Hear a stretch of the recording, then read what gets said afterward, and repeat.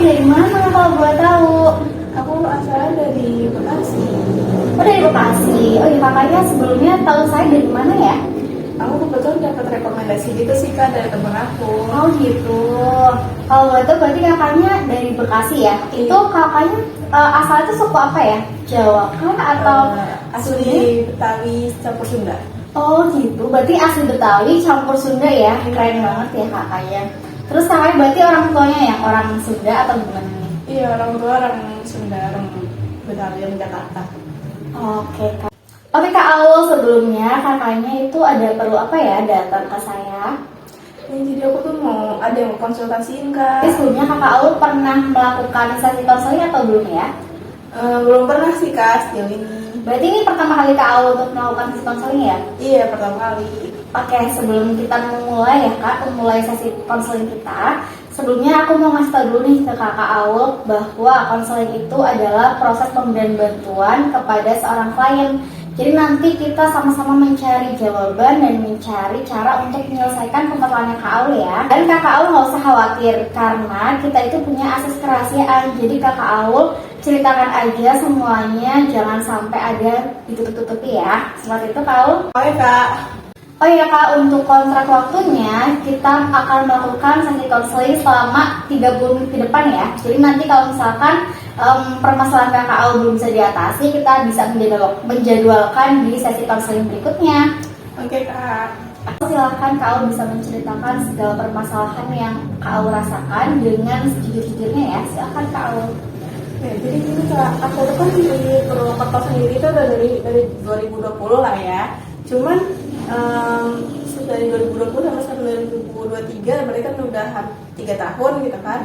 Aku tuh masih yang kayak suka kaget gitu loh Kak sama lingkungan pertemanannya.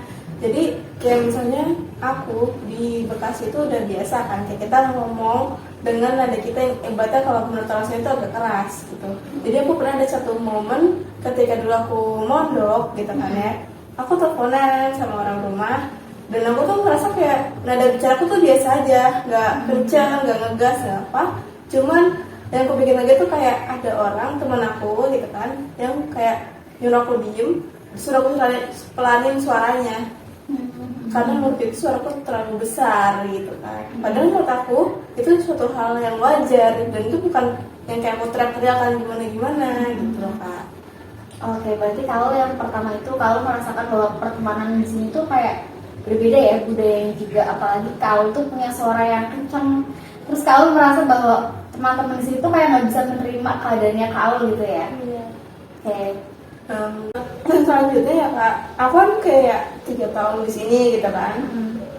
Sempat lama di rumah kan karena COVID juga kan, tapi udah setahun inilah stay lama di Purwokerto gitu kan. Nah, aku tuh sempat diledekin gak sama orang rumahku karena aku 3 tahun di Purwokerto tapi belum bisa ngomong bahasa Jawa. Gimana ya Kak, soalnya aku tuh gak ada darah Jawa sama sekali.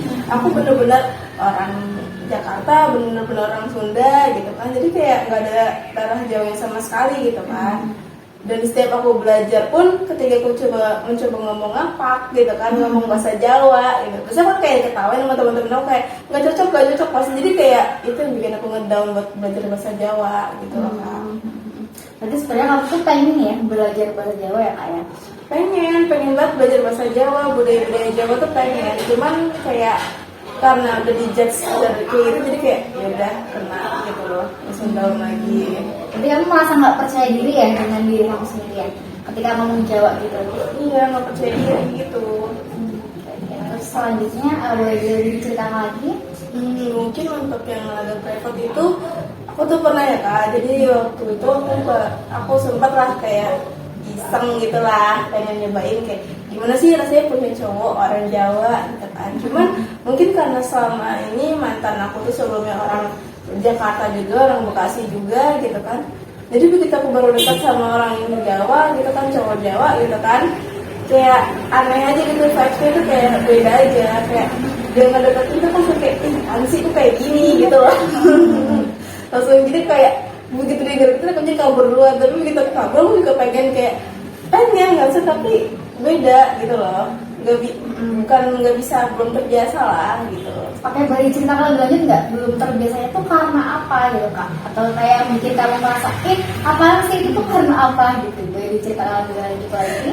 Mungkin lebih yang karena apa ya, aku itu kan kalau di Jakarta itu biasa kita ya pacaran ngomongnya lu gua aja, nggak ada yang terus kayak iya sayang, iya beb atau emas, mas ade gitu. Saya tuh gak biasa dalam panggil itu, dan ketika saya dekat sama cowok Jawa, dia tuh kayak seolah-olah menurut saya untuk manggil dia emas, dan menurut saya tuh kayak ansi gitu loh. Tadi kamu kayak kurang suka gitu ya, dan kayak kaget ya dengan cowok-cowok yang di sini kayak harus manggilnya tuh harus mas, harus pakai panggilan sayang gitu ya. Kalau di Jakarta tuh enggak ya? Iya. Itu adalah hal yang biasa gitu kak di Jakarta seperti itu. Biasa aja kita ngomong lu gue sama pacar pun bahkan ngomong kayak kotor gitu juga kayak ya bodo amat gitu, udah biasa di sana. Berarti kamu kayak merasa nggak menjadi dirimu sendiri ya? Iya betul.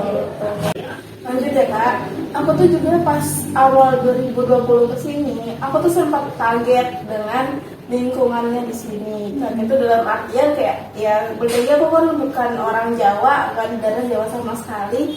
Terus aku dapet kuliah kampus di lingkungan yang Jawa itu Jawa, ibaratnya Teminyongan gitu kan ya. Nah terus sempat kan waktu kalau kampus kita kan istilahnya awal-awal tahun pertama itu kan wajib mondok gitu kan buat PTI.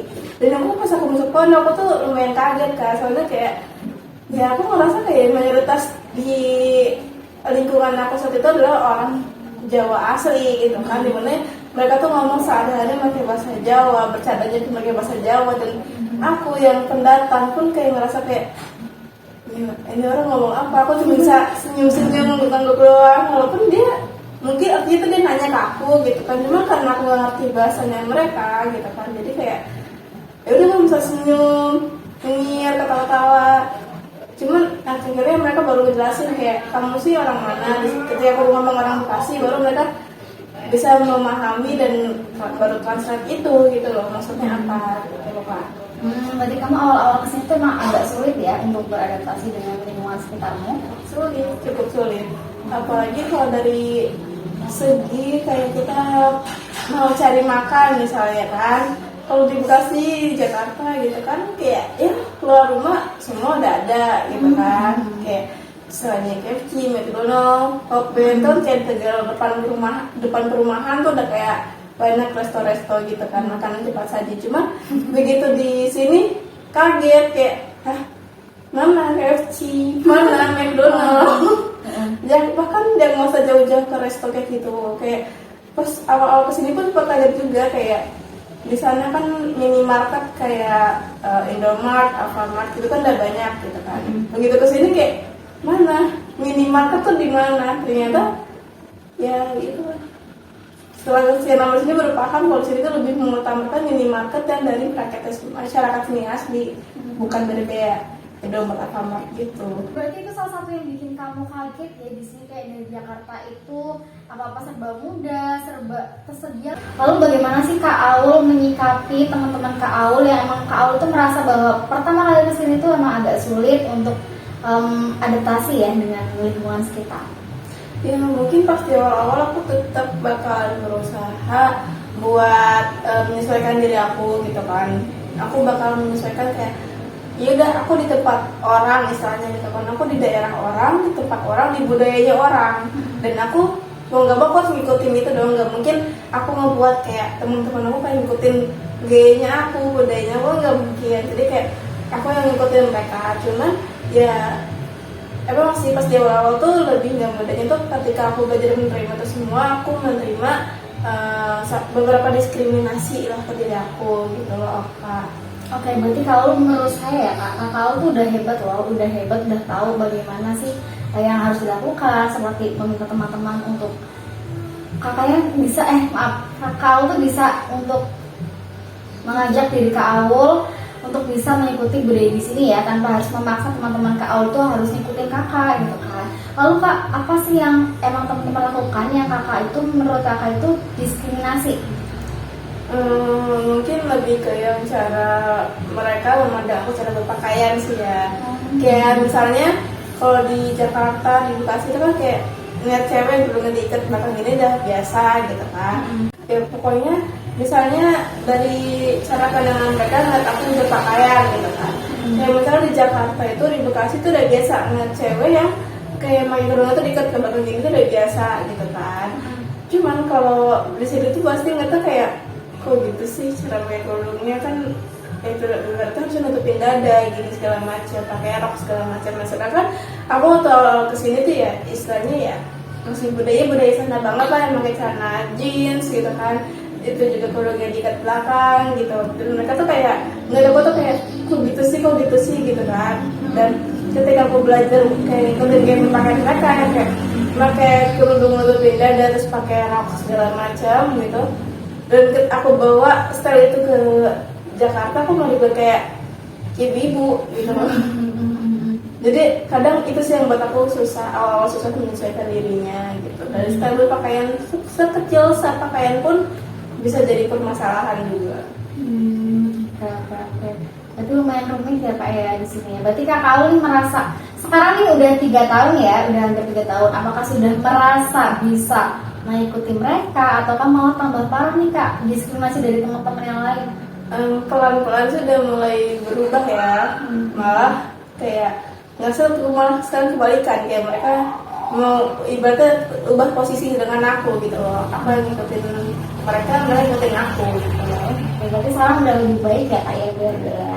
Lalu dengan Kakak Aul nih bertemu dengan cowok Jawa, kan sekarang lebih banyak bertemu dengan cowok Jawa kan dibanding dengan cowok-cowok yang asli Bekasi atau Sunda ya kan, betul nggak Kak? Iya betul. Nah, kalau Kakak Aul masih merasa kayak aduh apaan sih dekat sama cowok Jawa atau sekarang sudah lebih baik lagi Kak? Masih rasa itu masih ada sih, kalau kayak apalagi nggak deketin dalam konteks dia nggak deketin buat jadi pacar gitu. Kalau sekedar kayak konteks ngedeketin buat ke teman kayak ya udah biasa aja. Cuma kalau nggak deketin kayak buat pacar kayak masih belum bisa gitu loh.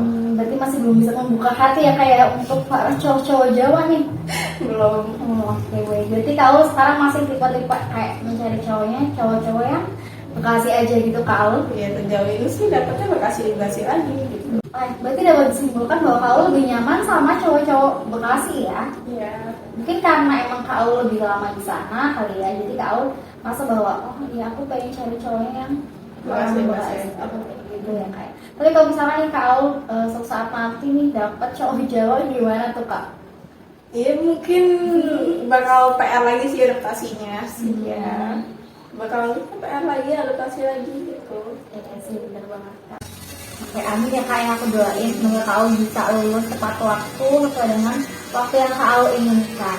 Oke, sebelum Kak Aul lulus ya, Kak Aul kan masih ada waktu nih sampai bulan Mei. Apakah Kak Aul itu pengen masih belajar bahasa Jawa atau budaya-budaya Jawa sebelum Kak Aul tuh kembali lagi nih ke tempat asal Kak Aul di Bekasi? Mungkin lebih kayak sekarang tuh kayak udahlah nggak terlalu maksa diri buat bisa ngomong bahasa Jawa. Yang penting kayak udah tahu logatnya gimana, cara ngomongnya gimana, bahasa Jawa tuh kayak gimana, budaya kayak gimana tuh udah, yang penting udah tahu itunya aja sih. Nggak mau maksain diri yang kayak harus bisa belajar bahasa Jawa, enggak. Jadi Soalnya kayak aku juga berprinsip aku nggak mau terlalu mempelajari budaya orang, tapi aku tuh nggak sadar meninggalkan budaya tempat aku berasal. Gitu. keren banget nih Kak Aul, berarti Kak Aul udah bisa ya untuk mengetahui apa sih yang akan Kak Aul lakukan gitu ya. Kak Aul udah nggak merasa khawatir lagi nih dengan keadaan orang-orang sekitar yang ngecengin Kak Aul ya, atau ngeledekin Kak Aul ya sekarang ya.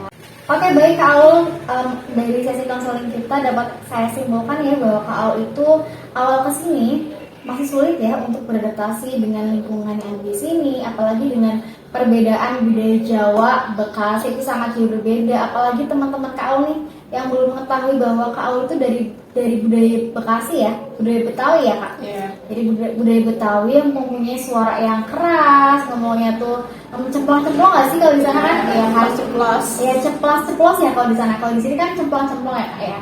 Nah gitu, jadi kayak teman-temannya tuh malah belum pada tahu ya Kak kalau misalkan Kak Aul dari Bekasi, terus akhirnya setelah berjalannya waktu nih Kak Aul akhirnya bisa menyesuaikan diri dengan teman-teman, bisa mengerti bahwa oh ya aku tuh dari budaya Bekasi dan aku harus ngikutin mereka di sini, beradaptasi, dan Kak Aul bisa beradaptasi dengan lingkungan yang ada di sini. Dan untuk Kak Aul nih perihal cowok yang lagi diceritain ya. Sampai saat ini bisa saya simpulkan bahwa Kak Aul tuh masih belum bisa ya membuka hati untuk para cowok-cowok Jawa nih ya. Iya. Betul Kak? Nah, berarti Kak Aul masih tetap nyaman dengan cowok-cowok Bekasi ya Kak ya, atau cowok-cowok yang di luar Jawa Tengah ya pastinya ya. Iya, betul. Oke, semoga Kak Aul bisa ya menemukan jodoh yang tepat untuk Kak Aul sendiri, untuk bisa nih membimbing Kak Aul nanti ke depannya dengan sesuai dengan apa yang Kak Aul inginkan tentunya. Dan untuk perihal Kak Aul belajar bahasa Jawa ya, sekarang berarti Kak Aul udah bukan nggak peduli sih, tapi kayak lebih oh yaudah sekarang aku fokus aja dengan kuliah, dan perihal bahasa Jawa yang pengen Kak Aul pelajarin, Kak Aul tuh udah kayak ya udah aja gitu ya,